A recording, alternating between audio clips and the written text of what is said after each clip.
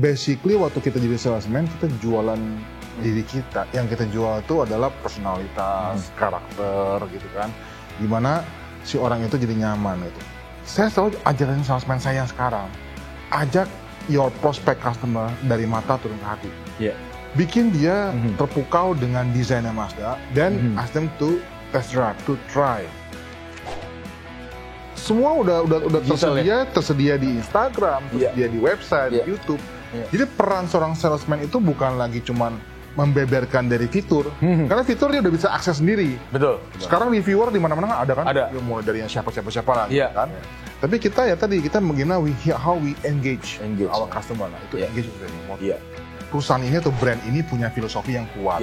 Dia punya 2 main filosofi, saya bilang tadi, Kodo Design dan Jinba Itai.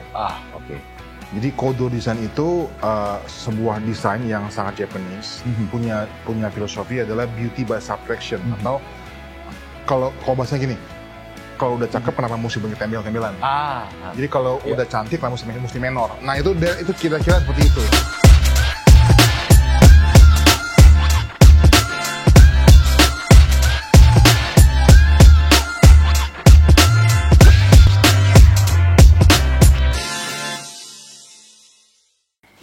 Welcome back Kanisian, selamat datang kembali di Kanitalk, tempat Kanisian berbagi dan bercerita untuk menginspirasi. Pada edisi hari ini kita kedatangan tamu spesial, alumni CC 94, namanya Om Ricky. Hello Om Ricky. Halo. Om Erwin, nama Om Ricky. Om Ricky, boleh cerita nggak Om Ricky itu sekarang terjun di dunia apa sih Om? Boleh share sedikit nggak? Boleh. Jadi sebenarnya agak nggak sengaja, nggak sengaja. Jadi saya dulu abis dari CC 94 tuh saya ke Australia. Sekolah sambil kerja 8 tahun. Dan itu saya rencananya emang mau lanjut ke Singapura, karena saya memang waktu itu saya sekolahnya di finance accounting. Pada waktu itu tuh ada SARS gitu loh. Jadi kayak COVID-nya tapi yang skala kecil lah gitu, SARS. Nah terus segitu orang tua bilang, udah deh daripada ke Singapura lagi SARS, coba pulang dulu ke Indonesia, gitu kan. Pas pulang, terus kita udah sambil ngisi waktu, saya pikir udahlah saya ngelamar ke bank deh, kemana gitu kan. Terus nyokap ngomong gini, tuh ada lowongan tuh di salah satu brand Japanese lah gitu, Honda gitu ya. Akhirnya saya ngelamar, ternyata lowongannya salesman. Ya udah, terus saya gas terus aja. Saya masih di Pangkalan Jakarta, saya ngelamar jadi salesman. Saya masih di member waktu itu, kira-kira waktu itu situasinya memang agak beda ya. Kalau sekarang kan salesman kan banyak ya. Kalau dulu salesman tuh satu dealer paling isinya paling 3-4 biji lah. Ya udah, saya mulai kerja di situ, terus keterusan sampai sekarang. Di otomotifnya. Jadi saya mulai dari salesman itu, padahal saya sebenarnya juga ada PR. Di Australia waktu itu. Udah PR ya Om? PR-nya udah hilang. Karena di tahun PR itu saya habis tahun 2006, saya suruh pilih mau balik ke Australia lagi, atau tetap mau stay on di salesman saya. Akhirnya saya pikir udahlah, saya gelutin as a salesman, terus saya lama tuh di Pangkalan Jakarta. Lama tuh saya, hampir 8 tahun lebih. Akhirnya keterusan, pindah perusahaan, tapi semuanya otomotif semuanya. Jadi itu berarti dengan kata lain nggak sengaja nih Om? Nggak sengaja, sebenarnya nggak sengaja. Gara-gara ada lowongan kerjaannya, jadi salesman gitu ya? Betul. Karena sebenarnya gini, nggak ada orang lulus, ditanya, cita-cita kamu apa? Saya mau jadi salesman, nggak ada. Nggak ada, itu rare tuh Om. Kalau bilang, saya mau jadi salesman agak jarang. Saya mau jadi pilot, saya mau jadi dokter, saya mau jadi presiden, kan? Tapi nggak ada yang bilang, saya mau jadi salesman. Padahal sebenarnya dia lupa. Sebuah company itu atau apapun juga esensinya adalah jualan. Karena ya kan kalau nggak ada no sales ya no money kan. Gitu doang. No business juga Om ya. Betul. Tapi Om, apa sih yang Om cintai di, karena Om tadi kurang lebih mungkin lebih dari 10 tahun ya berkecimpung di dunia otomotif ya? Hampir 20 tahun ya. Nah itu apa sih Om yang membuat otomotif itu menjadi salah satu punya tempat di hati Om? Apa sih keunikannya, apa sih tantangannya gitu Om? Memang saya orang suka mobil. Jadi memang waktu saya dari selesai mulai kuliah tuh saya suka uprek mobil lah gitu, mobil. Tapi yang terpenting tuh pada waktu itu as a salesman itu kita berinteraksi sama orang gitu. Dan tambah lama gini, pada waktu itu mobil itu sangat simpel dan sangat, boleh bilang apa ya, simpel dan sangat nggak terlalu kompleks kayak sekarang. nggak kompleks gitu. Iya, iya. Pilihannya misalnya lu mau power window atau engkol. Engkol, iya. Kalau sekarang kan semua kan sama. Semua hampir semua. Semua fitur semua mirip-mirip. Iya. Lu mau brand Chinese kayak Europe Japanese gitu kayak ya. Europe whatever lah, semua sama gitu kan. Yang bedanya adalah orangnya. Oh, oke. Jadi basically waktu kita jadi salesman kita jualan diri kita. Yang kita jual itu adalah personalitas, karakter gitu kan.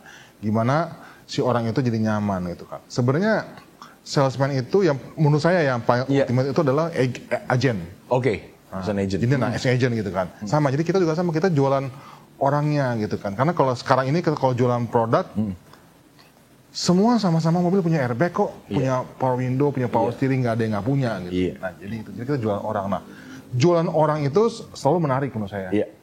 Nah akhirnya sampai sekarang. Sampai sekarang ya ini. Kita jualan orang. Iya. Nah Om, kalau menarik ya, tadi kita kan bicara jualan, bagaimana cara berjualan kalau kita nggak ada no sales, nggak ada bisnis, no money, no business gitu ya. Nah, kalau otomotif sendiri kan ada berbagai segmen nih Om. Kalau dari Om Erik sendiri sekarang lagi menggeluti segmentasi mobilnya otomotifnya yang apa nih? Yang premium kali ya harusnya ya? Iya, jadi memang sekarang saya udah hampir 8 tahun di Mazda. Mazda itu adalah sebuah merek Japanese brand yang luxury gitu. Sangat nggak luxury sih. Jadi kita tuh di atas mass memang. Di atas mass, tapi memang belum sampai luxury gitu. Dan sangat rootnya sangat ke Japanesean. Iya. Ya gitu. Jadi kalau kita lihat desainnya juga sangat Japanese, filosofi desainnya, filosofi dari everything is all about Japanese. Nah, itu yang menurut saya jadi lebih menarik lagi. Jadi yang kita jual dari Mazda itu bukan cuman dari fiturnya, tapi dari filosofinya. Tentunya melahirkan yang namanya customer kita adalah para Mazda lovers. Mazda friend atau Mazda lovers. Orang-orang yang memang jadinya loyalitas. Makanya orang-orang yang beli Mazda rata-rata dia 3 kali, 4 kali, 5 kali terus-terusan. Jadi repeat buyer ya? Repeat buyer. Ya, karena udah nyaman ya dengan fitur dan tentunya service yang diberikan Mazda gitu ya? Betul. Jadi karena kesana sih sebenarnya kalau Mazda sih. Nah Om, kalau melihat tren pasar Indonesia sekarang Om, yang khususnya segmen premium lah ya, kan kita si Mazda ini kan mainnya juga ada segmen premiumnya. Om melihat seperti apa ke depannya nih sekarang Pak kondisi pasar kita Om? Bicara mengenai kalau 20 tahun lalu ya. Saya masih ingat 20 tahun lalu itu orang beli mobil itu semuanya kayak beo. Maksudnya kayak beo gini. Kalau semua orang di tetangga saya kiri silver kanan silver, saya mesti beli silver. Tapi hari ini karena kita udah lebih teredukasi, exposure tentang luar negeri juga lebih besar. Gampang sekarang kok YouTube, Instagram, Facebook, whatever di mana-mana ada. Pembuktian jati diri dari seorang customer atau pelanggan itu lebih nyata, lebih real. Orang nggak takut lagi, nggak apa-apa. Kan orang bilang kan yang namanya desain adalah kesukaan seseorang gitu kan. Nah, tapi desain itu kan juga kadang-kadang bisa universal kayak gitu. Bilang misalnya si ceweknya cantik nggak? Oh cantik gitu kan. Semua orang setuju cantik gitu. Nah itu yang kita tekankan. Jadi menurut saya Indonesia ini udah menuju ke sana dan membuka peluang. Jadi orang-orang yang middle class ke atas itu malah bisa begitu gitu loh. Dia nggak beo lagi. Jadi sekarang ini boleh disimpulkan bukan follower lagi. Bukan follower lagi. Mereka sudah dalam tanda kutip teredukasi dengan baik. Sehingga bisa memilih kendaraan yang benar-benar fit in dengan lifestyle dia lah. Gitu. Nah bicara mengenai edukasi sekarang kalau zaman dulu peran salesman itu kan dia mesti bawa buku tebal, jelasin dia punya spesifikasi. Hard copy tuh mainnya. Sekarang semua udah tersedia di Instagram, tersedia di website, di YouTube. Jadi peran seorang salesman itu bukan lagi cuman membeberkan dari fitur, karena fitur dia udah bisa akses sendiri. Sekarang reviewer di mana-mana ada kan? Ya, mulai dari siapa lah, kan?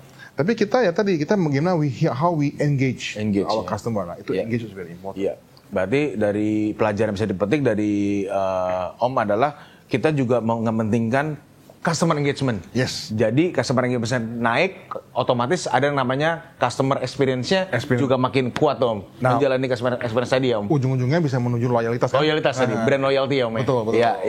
Jadi itu sih yang biasanya ciri-ciri nggak cuma Mazda, nggak cuma otomotif, tapi ciri-ciri yang produk premium pasti dia akan menciptakan loyalitas. Customer, nanti para loversnya jadi banyak. Jadi fansnya Mazda, kita sebutnya Mazda lovers gitu ya. Ya, gitu jadi banyak. Gitu. Nah Om, kalau kan tadi udah lama berkecimpung di otomotif, kemudian sekarang memimpin lah ya perusahaan yang juga kolaborasi dengan Mazda gitu ya. Pengalaman apa yang didapat di Canisius ya, kemudian bisa menjadikan Om bisa mimpin, kemudian bisa ada eksis lah ya, sukses di dunia otomotif ini sih Om. Ada nggak Om pengalaman berharga di Canisius yang terbawa? Sebenarnya ada dua. Tadi waktu saya sampai sini saya sempat ngobrol sama teman saya, bilang di CC ini punya, semoga masih ada ya. Masih ada. Semoga masih ada ya. Mungkin kalau sekarang sudah nggak tahu karena saya. Nah, di sini sekolah sini tuh santai tapi serius. Gitu. Jadi kalau zaman dulu saya lu mau gondrong terserah, tapi sekarang mungkin nggak boleh nih. Nggak boleh. Zaman saya udah nggak boleh nih Om, zaman saya. Jadi terserah lu mau, banyak orang kok ini orang nggak belajar nih pulang malah main basket kok nggak belajar sih gitu kan. Cuman besokannya di sekolah nilai bagus. Nah, karena bukan berarti karena dia jenius, tapi emang dia ada responsibility-nya. Nah, responsibility itulah yang menurut saya itu yang menjadi modal utama, dan juga disiplin.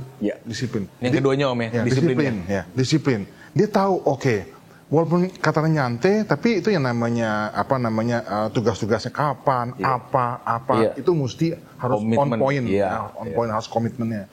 Jadi itu sebagai tadi kalau kita kayak salesman kita nggak disiplin, kita nggak ada responsibility, ya kagak jualan, kalau jualan nggak bisa berhasil juga Om ya. Percuma. Company apapun juga kalau nggak jualan kan ujung-ujung. Nah, bagaimana basic mindset ini yang menjadi utama. Sebenarnya kalau saya bilang, apakah saya dulu belajar fisika dulu guru saya Pak Tarto.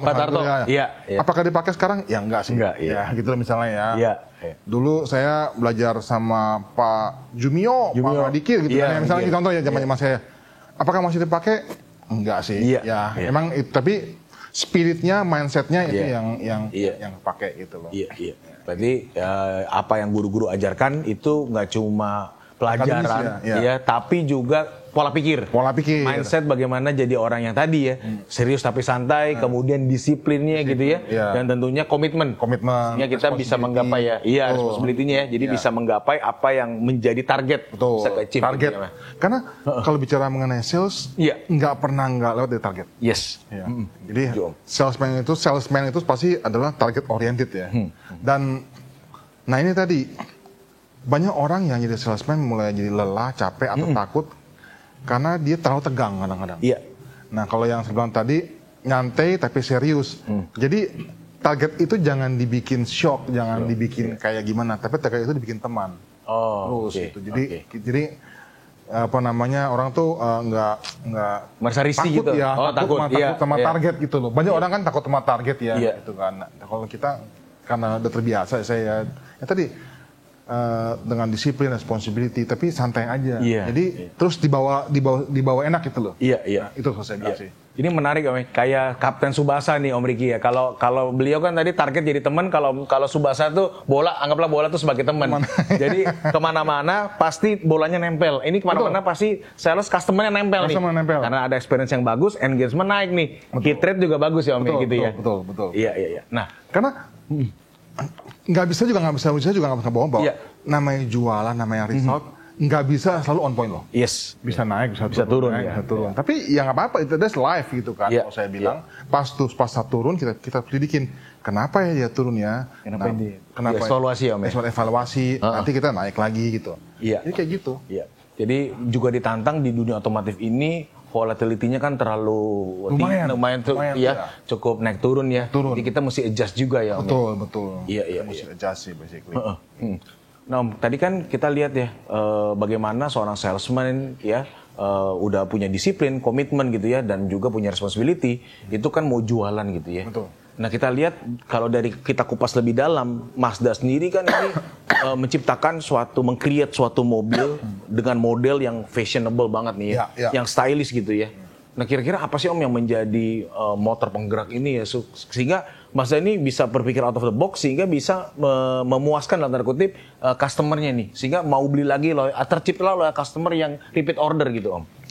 Jadi kalau saya bilang saya kerja di Mazda cukup beruntung karena perusahaan ini atau brand ini punya filosofi yang kuat. Dia punya 2 main filosofi, saya bilang tadi, Kodo Design dan Jinba Itai.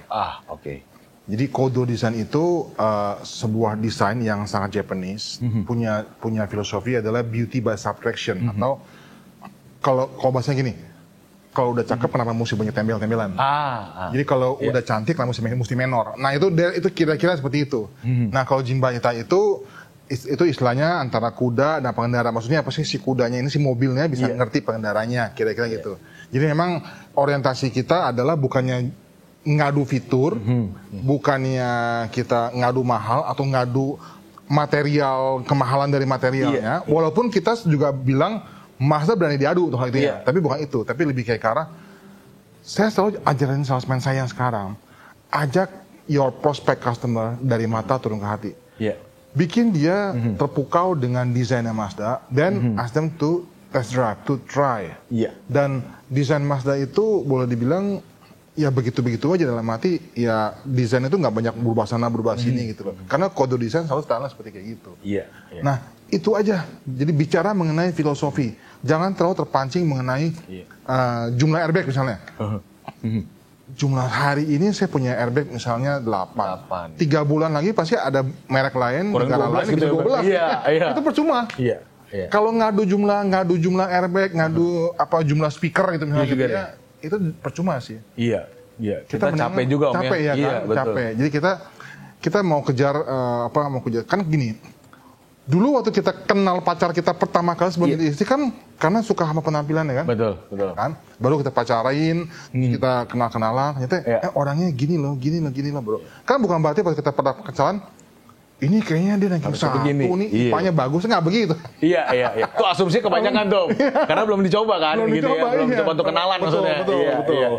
Pas kita lalu kan, mungkin kita lagi main-main ke Sanur waktu itu, kayaknya cakep nih cewek ini nih, gue suka nih gini. Nah itu kira-kira gitu. Itu sih. Tadi Om juga bilang kan mementingkan juga modelnya.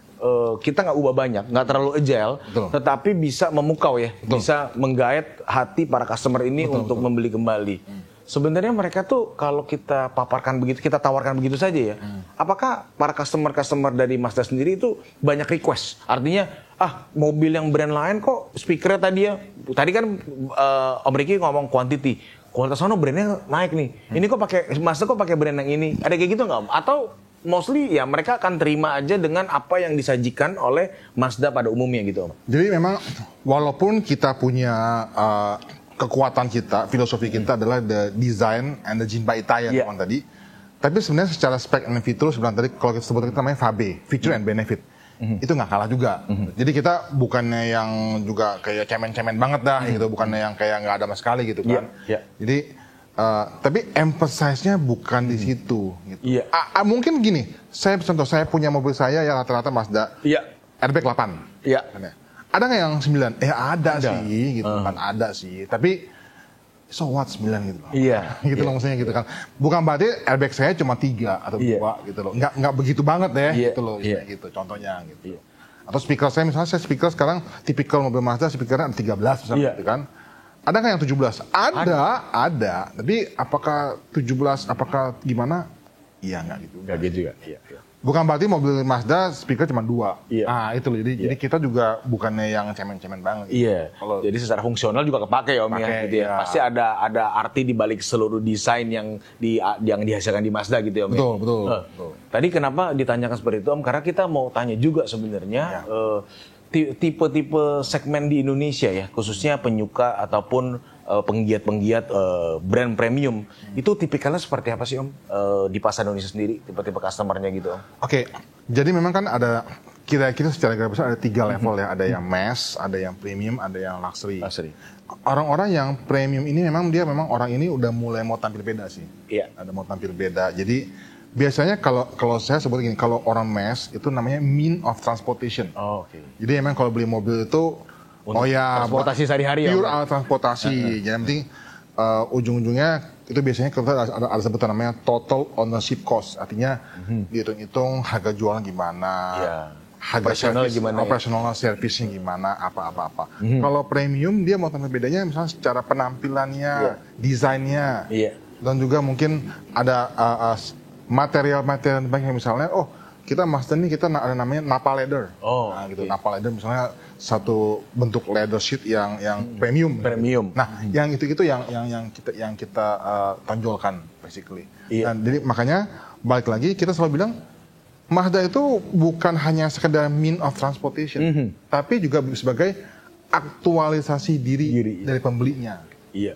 Ya, karena takutnya dia ternyata sering ketemu klien-klien penting gitu ya. Betul. Kan banyak orang bilang bahwa mobil itu represent dirinya sendiri nih. Ketika orang klien lihat, ini terpercaya karena udah pakai Mazda gitu kan. Itu kali Om ya yang tipe-tipe customer yang Mazda bidik juga kali Om ya. Kita juga ada namanya kan tipikal orang mobil premium kepengen peace of mind. Makanya kita beli Mazda itu juga ada warranty 5 tahun, ada free service juga 3 tahun, baik labor and part. Jadi hal-hal ini kan juga kita sediakan. Makanya itu namanya benefit, ini feature and benefit juga komplit sebenarnya. Iya. Berarti tadi Om ya, selain Mazda menawarkan kecanggihan, fitur, kemudian experience di dalam, kemudian model, desain dan modelnya bagaimana. Berarti Om juga di Mazda ataupun di brand premium ini juga menawarkan after sales service-nya Om ya, gitu ya. Itu pasti. Juga dijaga ya Om ya.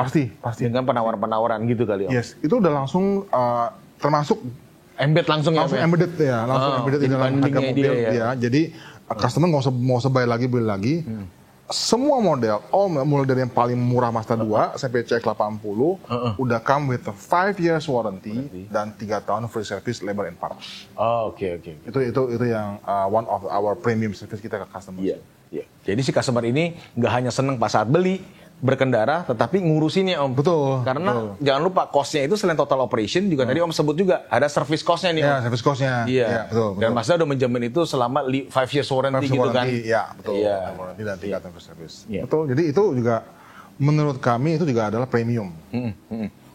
Om, tapi kalau tren-tren di masa yang akan mendatang nih Om melihat bahwa pertumbuhan otomotif dulu kan pas zaman Covid kan sempat tertatih gitu ya Om. Kemudian sekarang udah mulai merangkak nih. Nah, tren pasar ke depannya gimana Om? Terutama di brand premium nih. Apakah tetap mempertahankan desain and model yang sama atau akan menawarkan beberapa faktor dalam tanda kutip yang unik lagi nih Om? Ya, gini, mobil kan sebenarnya ujung-ujungnya adalah body dengan roda. Nggak ada yang lain sih dengan bannya. Betul. Gitu kan. Sebenarnya by default mobil ya untuk membawa kita dari poin A ke poin B, kan? Nah, tapi kan bagaimana bisa kita mencintai si mobil ini sehingga mobil ini tidak dianggap seperti kalau mobil ini ingat si Anu gitu kan? Jadi kalau saya bilang itu nggak akan hilang sih. Tapi memang the feature, specification harus keep on updating. Gitu. Kayak misalnya sekarang lagi ngetrend misalnya EV misalnya gitu. Mazda juga akan coming up with all the EV. Tapi walaupun dengan EV, engine-nya EV, tadinya ada diesel, ada bensin, ada EV. Tapi the design itu nggak boleh berubah. The design language, bukan design language-nya nggak boleh berubah. Saya kasih contoh ada satu brand, tapi saya nggak sebut namanya. 2 brand besar tas perempuan, tas cewek. Satu yang logonya ini, satu logo ini, itu kan bentuknya begitu-begitu aja. Iya kan, ngerti maksud saya? Yang bentuknya begitu-begitu, nah itu biar orang udah tertrademark. Kalau tasnya yang bentuknya kayak begini ini berarti si Anu. Atau contoh ada mobil yang logonya menarik tuh, yang segitiga itu. Artinya kan pasti dia. Jadi itu ciri-ciri mobil premium. Oke. Nah ini memang Mazda kan mainnya di premium juga nih Om ya. Jadi penting tadi ya design language yang mau disampaikan ke customer seperti apa. Betul. Ya emang at the end sih pilihan customer. Ada customer yang suka language-nya seperti apa, ada yang suka seperti apa. It's okay gitu kan. Kita bilang Kan makanya kan customer kan tambah lama tambah dewasa, ya kan, mereka punya preference. Nah, tapi kita bisa bilang bahwa ini loh, ini kecantikan dari mobil ini seperti ini gitu. Kayak misalnya kalau saya tanya teman, menurut kamu misalnya si artis ini cantik nggak? Rata-rata bilang kan, iya cantik. Yeah. Tapi misalnya mbak saya di rumah cantik nggak? Enggak, iya. Padahal cantik itu relativitas ya, Om. Walaupun juga banyak orang yang bisa menyetujui bahwa si artis ini cantik. Iya. Gitu. Iya. Itu sih. Iya. Kita juga jangan lupa nih, mau ucapin say thank you juga nih, karena udah full support selalu nih Om Ricky nih. Thank you. Ke seluruh, tentunya khususnya di rangkaian kegiatan di CCAD 2025. Yes. Full support juga nih, dari Yukars, dari Mazda gitu ya Om. Semoga ke depan-depannya kita tetap bisa kerjasama dan kolaborasi gitu Om. Pasti, ya itu bagi saya adalah salah satu bentuk thank you saya bagi sekolah ini, ya kan. Mungkin jangan dilihat dari angka rupiahnya, tapi dari sisi selalu ikut ya, selalu ikut dalam acara-acara apa. Jadi kebetulan saya memang sekarang saya di Mazda, kan, makanya Mazda akan selalu ikut di dalam acara-acara CC. Iya, acara Kanisius ya. Mungkin ada acara olahraga atau acara apa. Kita selalu ikut. Sebisa kita kasih sumbangsi atau kita kasih payback lah ke society kita yang di sekolah. Betul, ya kita dilakukan gitu ya. Karena kan ujung-ujungnya kan ini kan adalah kan mendidik anak-anak supaya menjadi berguna. Nah, gimana supaya jadi berguna gitu loh. Iya. Jadi menurunkan jiwa sosial tadi Om. Betul. Dan gak hanya menurunkan tapi menularkan nih. Betul. Sehingga para alumni dan kanisius, ada kanisian ya yang lagi sekolah atau yang udah mau lulus tahu nih ke depan setelah lulus atau gue lagi sekolah ini mau ngapain gitu ya Om ya. Biasanya kalau pas kita lagi sekolah kita mah sebel sih. Sebelnya aduh begini lagi ya ngomong sih gampang gitu kan. Tapi setelah kita udah 30 40 baru inget iya dulu rupanya begini. Gitu. Iya, selalu memang teringatnya di belakang ya, sudah terjadi ini baru. Oh iya, harusnya seperti ini loh ya gitu ya. Pada waktu kita sekolah sih sebel banget. Ini apa sih gue begini lagi, kesel banget kan. Tapi setelah itu, oh iya, ternyata ini ada gunanya di sini. Ada gunanya. Gitu. Nah, tadi kan kita ngomongin yang kita tadi selalu support kegiatan yang diadakan di Kanisius gitu ya Om ya. Nah ada nggak sih Om kira-kira waktu zaman dulu ya atau sekarang punya sosok penting yang menjadi dalam tanda kutip juga nih panutan buat Om Ricky dalam menjalani hidup di zaman lalu ketika belajar di Kanisius, kemudian selama merintis karir sampai sekarang udah sukses, udah bisa jualan, udah bisa punya customer yang banyak gitu. Ada nggak Om sosok panutan yang terlintas? Zaman di Kanisius. Iya, boleh zaman Kanisius, boleh sekarang gitu yang menjadi panutan Om Ricky sendiri. Kami kalau ada di Kanisius juga boleh, guru-guru monggo aja Om. Saya kebetulan satu keluarga saya memang jebolan Kanisius semua. Oh cowok semua nih Om ya? Cowok semua. Iya. Papa, saya, adik. Iya. Papa saya tahun 69. Memang udah almarhum dia. Tahun 69, adik saya 8 tahun 2000 berapa, saya tahun 94. Jadi memang selalu ke sana. Memang kalau secara guru atau apa saya nggak waktu itu kan sebenarnya tadi waktu itu kita anggap itu kayak nggak gimana gitu. Kayak tapi setelah kita jalanin gitu. Tapi kalau bicara pas saya lagi mulai karir, saya ada satu orang yang saya lihat orang ini kok keren, namanya Om Kang Ho. Keren. Dia orangnya berani, bukan tipe orang yang pinter akademis. Dia berani gitu kan. Terus dia juga waktu itu punya cerita one day I want to be like him gitu. Kayak bisa memimpin perusahaan yang fenomenal lah. Cuman dia juga udah almarhum. Itu aja sih. Berarti Om tertarik dengan tadi ya, bagaimana Om Akakawang ya Om tadi? Om Kang Ho. Berarti bukan dia itu bukan orang Kanisius tapi dia udah lama di otomotif sekitar 40-50 tahun lah. Gitu. Iya. Dan sifatnya beliau ini dia orangnya sangat orang. Iya. Udah orang sangat orang nih Om. Sangat tipe person. Iya. Jadi sifatnya lebih ke personal gitu ya Om ya. Personal banget gitu. Iya. Tapi Om kalau dilihat ya, kalau tadi kan secara personal kemudian punya guru besar ya atau punya panutan dalam hal bidang salesman, bagaimana buat komitmen. Om sendiri punya nggak sih rencana ke depan ya, terutama dalam membangun tadi ya bisnis yang bagus, kemudian bisa touch juga nggak hanya jualan, tetapi juga berjiwa sosial ini Om. ke give back ke mana, ke Canisius juga dan sebagainya. Ada nggak rencana ke depan? Ada mau ngapain lagi? Misalnya kalau dalam dunia bisnis kita mau ekspansi lagi, kemudian mau tambah lagi jumlah customer kita, engagement rate kita mau naikin. Ada nggak rencana saya ke depan? Ya, gini, saya punya cita-cita jadi.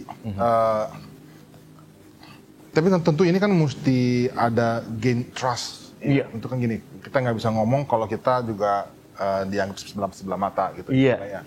Jadi saya pengen sharing gitu kan bahwa tadi apa yang para siswa-siswa struggle selama di SMA ini atau yang kuliah itu ada gunanya. Tuh. Bukan secara akademis tapi juga paling nggak secara pembentukan karakter mental itu yang mesti jangan menyerah, jangan kayak apa sih pentingnya sekolah gitu. Banyak kan sekarang anak zaman sekarang tuh sekolah nggak penting apa yang dapat banyak yang beli jasa atau apa gitu ya. Actually it's not gitu kan. Dan sekolah itu bukan cuma sekedar belajar dapat angka, tapi tadi responsibility dari disiplin. Nah, Mazda bila memang nanti forumnya ada momennya tepat, ya kita pasti selalu mau ikut di acara-acara di CC ya kan. Bila nanti ada bisa kasih lebih besar lagi, saya pasti mau ikut. Ikutan gitu ya. Dan bukan cuma sekedar masalah sponsorship, tapi juga mungkin kalau bisa touch ke orang yang ke siswanya langsung, saya mungkin lebih senang. Karena saya 20 tahun lebih, 25 tahun as a salesman.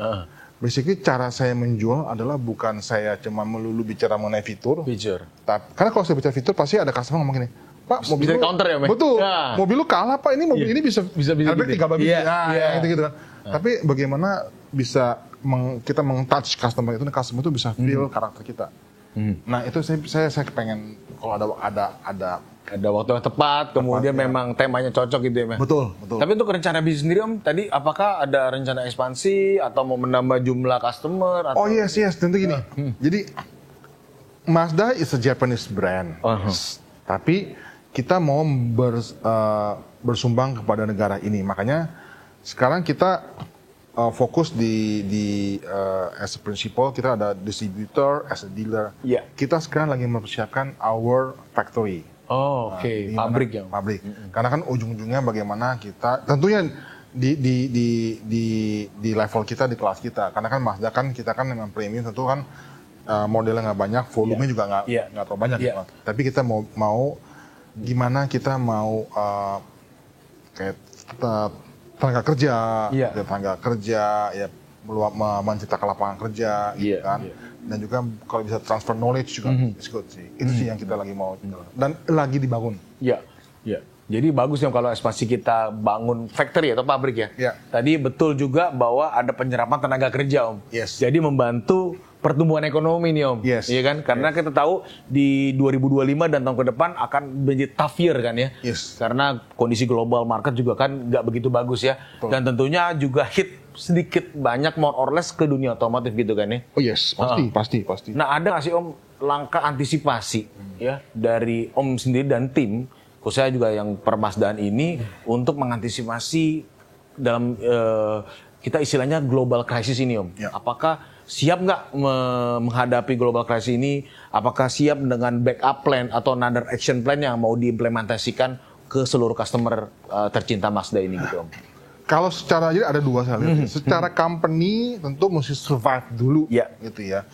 Jadi untuk company bisa survive itu sekarang ini udah beda sama zaman dulu. Kalau dulu kita bahasa saya konsepnya adalah kapal induk. Besar, berat, masif gitu ya. Sekarang kita mesti agak beda sih. Apalagi dengan brand Mazda gitu ya, yang kita bukan brand yang top 3 in the world gitu ya. Kita mesti bisa lincah, agile, dan selalu bisa ready anytime. Gitu. Kayak contohnya di dalam perusahaan saya itu organisasinya itu kita rather than kita ke atas, kita lebih ke arah samping. Daripada kita penuh dengan birokrasi yang berlayer-layer seperti itu ya. Jadi kita menyamping, dan mindsetnya saya juga agak beda. Kalau saya suka langsung terjun, kita bikin ada focus group discussion lah atau apa. kita mesti bisa sangat lincah. Sebagai leader, kita mesti bisa lincah. Iya. Gitu. Lincah kemana-mana masuk gitu loh. Dan selalu ready untuk tackle crisis. Iya. Itu. Jadi slim, lincah, agile as a company. Sebagai as a brand, nah, selain tadi kita mesti, kalau bahasa saya, stay true to your own value. Jadi jangan kayak kita mau menjadi wannabe-nya seseorang gitu, wannabe-nya brand gitu. Ya kalau memang kita kode desain, ya kita harus bangga dengan kode desain. Yes. That's it. Ya, gitu kan. Jadi ada dua hal ini. Secara company kita mesti lincah, agile, ya mesti bisa sebagai leader bisa langsung siap ready kapanpun juga. Secara brand kita mesti stay true to your own will. Iya. Jadi menarik nih Om untuk dibahas adalah tadi kita tuh jangan terlalu layering ke atas gitu ya. Betul. Jadi span of controlnya kelebaran. Betul. Gitu. Percuma tuh kita nggak bisa ngobrol, perlu birokrasi gitu. Betul, birokrasi. Tapi kalau kita melebar ya, secara horizontal itu lebih enak kan Om ya. Jadi kita bisa men-touch ke seluruhnya gitu ya Om. Betul. Dan as the leader misalnya kayak saya contohnya, saya bisa ke sini. Iya, langsung terjun gitu Om ya. Karena kita pernah kan ada games kan yang kalau kita 10 orang menjajarin menyampaikan informasi betul. sampai ujung sana bisa beda. Iya, baik itu gambar atau suara atau atau audio gitu Om ya. Contohnya kayak gitu ya. Iya. Jadi kalau kita satu-satu gitu lebih enak Om ya. Secara personal approach-nya juga dapat Om ya. Dan sekarang juga secara personal approach. Iya. Right. Kadang-kadang apalagi anak zaman sekarang, mungkin kalau kita generasi biasa digebukin ya. Kalau saya dulu biasa lah, penggaris 1 senti di kotak gitu kan. Iya. Kalau zaman sekarang saya nggak tahu, anak sisi bisa digituin nggak? Iya. Nanti lapor polisi Om, kalau dikit-dikit kalau apa dilaporin soalnya. Iya, betul. Beda kan ya, beda. Nah, mereka butuh yang namanya apresiasi. Iya. Nah, jadi kadang-kadang kita just a pat on the shoulders bagi mereka tuh udah happy. Iya. Nah, hal-hal itu. Jadi as the leader sekarang, kalau dulu kan Anda udah gaji, ya udah dong. Oh, sekarang kayaknya nggak bisa. Itu doang nggak cukup sih. Iya, betul. Sesuatu yang beyond gaji. Betul. Tapi kalau di Mazda sendiri atau di Eurocars gitu Om, ada reward and punishment nggak nih Om? Ada. Maksudnya kalau sales gua nih ya, kalau lu bisa berhasil menjual, misalnya achieve the target more than 100% gitu, 110% gitu, lu dapat jalan-jalan bareng lo. Tapi kalau enggak, ada bukan punishment dalam bentuk fisik ya, tetapi dalam bentuk yang lain supaya yang bersangkutan ini mengevaluasi dirinya, introspeksi supaya bisa berjualan atau bisa touch ke customer lebih engage lagi gitu. Ada Om ya? Jadi kalau saya pertama, saya bilang, kalau sampai si salesman ini dia yang parah banget, dia nggak bisa jualan, yang harus saya salahkan adalah sebenarnya manajernya atau bahkan saya. Artinya waktu saya rekrut dia, itu kurang jeli atau saya ngerekrut orang yang nggak tepat. Oke. Itu pertama. Ya. Yang kedua, makanya yang saya jawab pertama adalah manajer dulu. Tapi kalau bicara reward banyak, masih insentif ada, yang jalan-jalan ada, sesimpel nanti kita lunch bareng dengan salesman ada. Jadi memang saya terus orangnya suka langsung ke touch ke bawah gitu. Terus juga, tapi ya as a salesman tentu juga kalau dia nggak jualan ya ada SP1, SP2 keluar. Iya betul. Jadi jelas ya Om ya. Jadi secara governance-nya juga terlaksana Om ya. Betul. Iya. Kalau salesman ya nggak jualan ya SP1, SP2 kita udah warning dia nggak jalan ya bubar sih. Iya, itu memang sudah pada umumnya Om ya, kita harus melakukan itu ya. Betul. Pertama kita sebagai perusahaan melakukan juga menerapkan dan mengimplementasikan yang namanya good corporate governance gitu ya. GCG ya. Betul. Jadi kalau yang benar-benar bagus ya kita appreciate, tapi kalau yang gagal ya kita kasih teguran. Dan juga evaluasi untuk introspeksi nih. Betul. Bagaimana ke depannya harus berjualan ataupun touch ke customer-nya lebih banyak gitu ya Om ya. Karena kita juga bukan perusahaan gede-gede banget ya, jadi bukannya kayak brand masif gitu ya, puluhan ribu. Saya juga suka langsung, kenapa, masalahnya apa. Saya ikut, saya kadang-kadang kalau ada salesman lagi pameran, saya ikut gitu ya.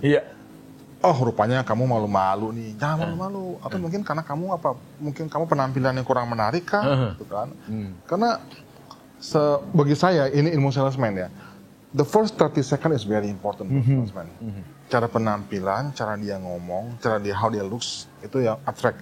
Contoh misalnya, kalau misalnya mbak saya yang nawarin salesman, yang nawarin mobil, sama seorang artis cantik yang nawarin, pasti seorang artis cantik ini yang akan menjadi lebih di depan ya. Lebih didengar, lebih diperhatiin, whatever lah. Gitu. Kenapa?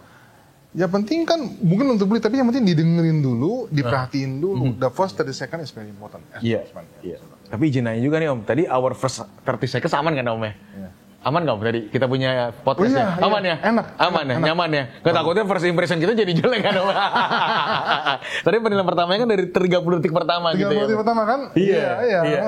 Selalu kayak gitu sih. Jadi first impression is very important. Jadi kita ya tadi mengalir aja. Mungkin kayak saya juga bukan tipe orang yang bisa terlalu bahasa para pejabat yang kaku. Yang berdiplomasi gitu ya Om ya? Saya juga bukan. Karena basic saya adalah salesman. Om, tadi kalau misalnya ada yang penjualannya kurang gitu ya, atau 30 seconds-nya nggak begitu impresif gitu ya, nggak bisa impress customer, apakah ada training nih Om? Sosialisasi training yang diberikan, nggak hanya ke customer, nggak hanya ke sales-sales yang udah berhasil nih, tapi yang gagal pun bisa diberikan penyuluhan, ya, disemangati gitu, atau kita kenalnya sekarang bahasa generasi Z sekarang adalah support system Om. Oke. Nah, kita nggak cuma bicara mengenai melulu mengenai misalnya product knowledge lah. Bahkan kita pernah panggil satu organisasi, satu badan konsultan yang penampilan, cara dia berpakaian, apa gitu kan. Kita pernah beberapa kali kita panggil sebuah organisasi konsultan yang sangat terkenal, gitu ya. Mereka saya apresiasi sih gitu kan. Tapi memang gini, salesman itu memang is challenging, is very challenging gitu kan. Karena biasanya typically orang yang salesman itu suka dianggap rendah sih. Kamu salesman siapa sih lo gitu kan. Udah gitu pas ketemu juga salesman minder. Sebenarnya kata kuncinya bagi salesman itu dia harus nggak boleh minder. Penampilan dan dia menguasai produk. Dua itu penting banget sih. Kalau dia nggak menguasai produk, dia nggak penampilan, itu repot sih. Iya, setuju sih Om. Saya nggak bilang cantik ya? Iya, betul. Kan kalau cantik kan nggak bisa menjamin segala hal bisa berhasil Om. Betul. Tapi kalau mau yang biasa aja pun kalau di-equip dengan tadi ya basic knowledge, terus dia penampilannya kemudian cara penyampaian komunikasi ke customer juga bagus, pasti hit rate-nya juga pasti lebih bagus daripada yang cantik-cantik tapi nggak bisa jualan gitu. Andai kata customer-nya mungkin belum butuh mobil, palingnya dia akan ngomong, kemarin gue ketemu orang itu oke juga tuh orangnya tuh, gue kenalin deh. Nah, hal-hal demikian tuh. Jadi Om dapat advokasi marketing gratis. Betul. Dapat moto-motonya gratis Om ya. Dapat referensi. Dapat referensi. Hal-hal demikian tuh. Iya. Salesman banget. Yes. Oke Om, sebagai penutup, ini ada nggak sih Om saran ya? Sekarang kita tahu ya generasi muda ya, khususnya yang generasi Z gitu ya. Ya si Alpha kan dianggap sebagai sandwich generation, sebagai strawberry generation yang sangat-sangat fragile. Kalau jatuh dikit dia berantakan, luluh lantak gitu Om ya. Khususnya terkhusus untuk Kanisian yang masih sekolah atau yang sudah hampir lulus nih. Ada pesan nggak supaya mereka tuh tetap tough dalam mencapai cita-cita, apakah itu sebagai salesman, sebagai pilot atau sebagai another professional job gitu ya. Ada nggak sarannya untuk mereka nih Om? Ada. Jadi kemarin saya baru keluar sama tim saya kata-kata ini mungkin tertanam buat saya. Mungkin terdengar kolot banget, tapi ya mungkin kamu mendengar no pain no gain. No pain no gain, oke Om. That's it. No pain no gain bagi saya gitu. Jadi nggak ada orang yang bilang no pain yes gain. Oke. Itu nggak ada dalam sejarah saya gitu kan. Jadi no pain no gain. You really have to start from the scratch. Justru itu menjadi fondasinya karena yang cepat naik biasanya akan cepat turun. Bagi saya gitu kan. Saya juga mungkin dari sejuta salesman mungkin saya bisa bilang I'm among the luckiest one. Very lucky. Berapa banyak yang teman-teman saya yang saya kan udah 4 brand Pak. 4 brand gitu ya. Setiap brand itu pasti ada ribuan salesman gitu kan. Mungkin saya bilang among, tapi ya yang saya lakukan adalah itu tadi ya gagal coba lagi, coba lagi ketemu customer ini bisa aja even kadangnya paling menyakitkan itu ya kalau kita jual mobil ya. Even kita pikir dia teman baik kita, dia nggak belum. Iya, betul loh. Betul. Kadang-kadang kita dengerin bilang no friends in business gitu. Ya maksudnya teman karena mungkin bapak sendiri aja bilang enggak mobil lu kayak nggak bagus. Dan itu adalah cerita tantangan another challenge buat kita. Tapi jangan masuk dalam hati. Gitu ya udah nggak apa-apa. Karena kan tadi kan mungkin ada selera masalah desain atau apa. Karena begitu bicara sales yang tadi kita jualannya mending jualan karakter kita. Tapi saya yakin saudara kita, papa kita, teman kita bila ada yang tepat karena disuka orangnya. Iya. Lu mau cari Mazda ya? Tuh, si Ricky tuh. Betul. Jadi gitu, kira-kira gitu. Jadi melekat tuh Om ya. Personal branding lah. Personal branding, betul. Tepat, Om, kata-kata tepat. Jadi personal branding, kalau ya misalnya ingat Mazda, ingat si Abdul atau siapa gitu ingat ya. Mazda, ingat Ricky. Gitu. Jadi para kanisian ya guys, tadi kata Om Ricky juga betul, no pain no gain. Ya, kemudian personal branding itu perlu ya, karena percuma kita tetap gregetan, cuman kita nggak punya basic knowledge yang bagus, proses approach yang nggak bagus, jadi semua yang kita lakukan bakal sia-sia gitu Om ya. Betul. Ada nggak yang mau disampaikan Om untuk mungkin para customer juga gitu Om, yang mau disampaikan, monggo. Ya, terutama untuk para teman-teman yang lagi sekolah di sini ya, gitu. Saya juga sekolah di sini, gitu kan. Kalau saya flashback 30 years back gitu kan, mungkin ada penyesalannya. Apa? Pada waktu itu saya sekolah mungkin bukannya yang terlalu serius-serius banget ya. Maksudnya saya serius, tapi saya bisa lebih serius lagi. Artinya gini, saya selalu mempunyai rasa menyesal sekarang ini gitu. Saya tadi sampai kemari setengah jam lebih awal, saya jalan kaki. Saya bilang, oh ini dulu gue pernah dihantam, pernah dihajar Melki di sini. Flashback ya, Pak Melki, bener. Relate nih, iya lagi. Gue pernah dihajar Melki, gue disuruh kopro lah, ini lah, itulah, segala macam lah. Bener. Tapi iya bener juga ya, kalau waktu itu gue, misal contoh kayak saya, kalau gue waktu itu gue lebih sporty, mungkin sama badan gue nggak segede gini. Iya, betul. Selalu misalnya, jadi betul. Enjoy aja ya apa yang ada, tapi lebih serius aja sih kalau nah, buat teman-teman yang lagi SMA, SK1, kelas 2, kelas 3 lebih serius. Jadi jangan terlalu mikirin yang aneh-aneh, jalanin aja sambil main basket, sambil tetap serius, ada ulangan, jangan ngumpet di sebelah. Jangan kabur ke sebelah ya. Pada ngopi ya. Atau umum zaman saya dulu ada tempat bilet di sini kan. Sebelah ke belakang. Sari Om. Sari. Pasti relate nih. Jangan main ke Sari. Iya. Itu ujungnya membuang waktu sih. Ya, jadi jangan begitulah. Kalau saya bisa ingat hari ini saya balik, I will not do that. Gitu kan. Tapi ya mungkin kalau saya bilang tadi waktu itu saya ya mungkin nakal-nakal aja. Iya. Tapi jangan salah, udah sukses sekarang gitu. Tapi kalau nggak nakal mungkin bisa jadi lebih gede lagi. Lebih lagi gitu. Iya, gitu. Nah, itulah jalan hidup ya Om ya. Iya. Oke deh, Om Ricky, thank you banget Om Ricky. Terima kasih. Gue Windo, Om Ricky undur diri pamit. Kita ketemu lagi di edisi saja. Bye bye. Thank you. Thank you Om. Thank you. Mantap.